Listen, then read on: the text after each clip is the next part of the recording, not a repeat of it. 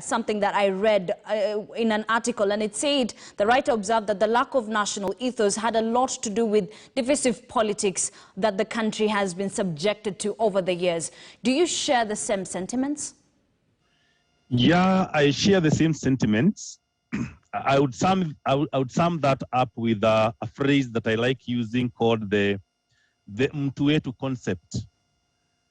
We have become so self-centered, so much so that we have forgotten the bigger picture, that we are a nation and we are a people. We have come to a point where we celebrate the corrupt, we deify the evil characters, and this mtu concept, we protect our own, even when they are so wrong, and we know that they are wrong. Our choice of leaders is largely on how much they are worth, their family lineage, and the amount of handouts from their coffers that they are able to give unto us. So we have refused to chase authoritative leadership, and we want now to focus on a few other issues that are so much, I would say, mundane, if you like. So we have lost it. And if you ask me what is needed, is a paradigm shift as a nation. We must now start thinking as Kenyans, talking as Kenyans, and acting as Kenyans. And if you are to ask me, I would propose that amongst many other things, 7 things would stand out in terms of thinking and sharing of eternal virtues.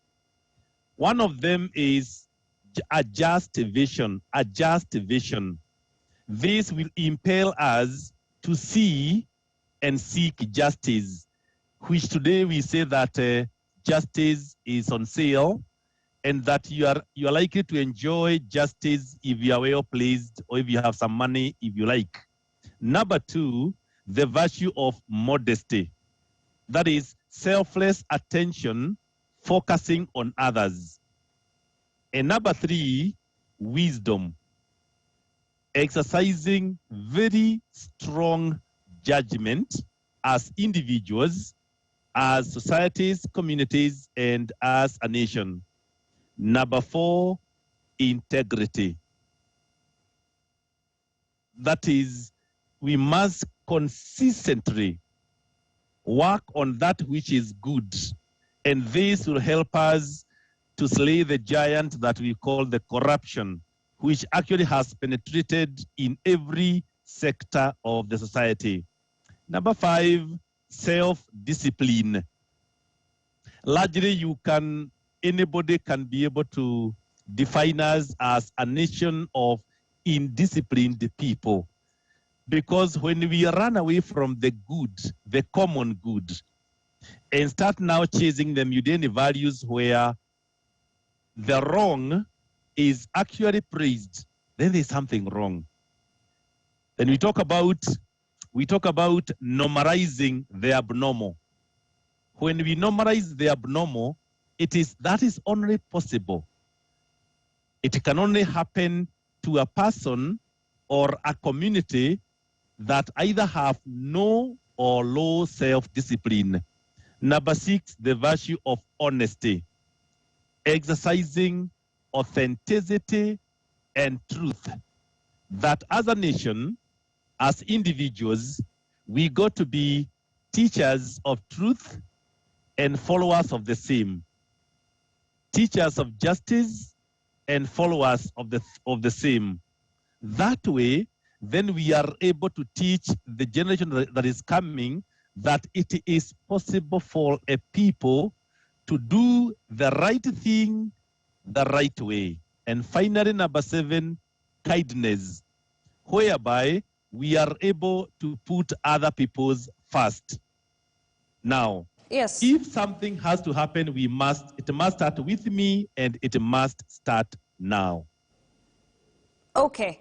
Now, further, borrowing from the 7 pointers that you've just shared with us, do you think we need to use legal instruments in promoting this? We need legal instruments. But remember, we are Kenyans, and this is affecting all of us. In fact, we need every instrument available to get us back to the right path as a nation. The legal instruments whereby every sector of the nation is impartially acting on behalf of the common good. Okay, I'm just going to go back to when we were young, and ethos is supposed to be implemented from a young age. You remember when we were told to rehearse and recite the loyalty pledge that even stated that my devotion to the words of the national anthem calls for unity. We do this every single day. The children go through this every single day. But somewhere along the road, somewhere along the line, something goes wrong. The problem is, how do we fix this? Yes, we have the 7 pointers that you've given us, and these are things that we share and experience every single day. But then where do we begin as a country? As a country, if you ask me, the first thing that we must do is that we must be intentional.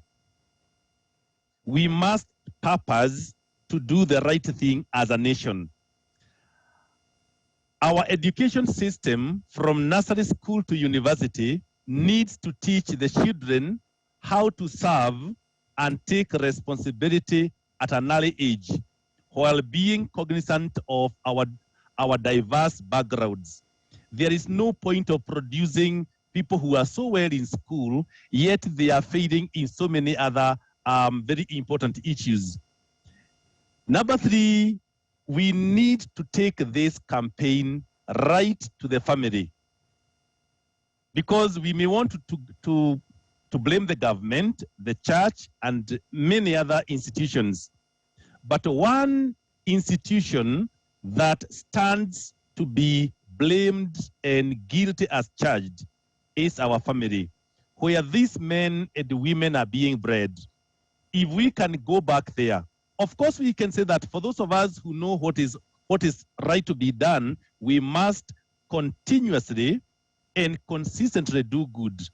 But for the sake of the generation that is coming, which must be stronger than the generation we are today, we must get back to the family and teach the values that we would want to see with our children when all of us will not be there.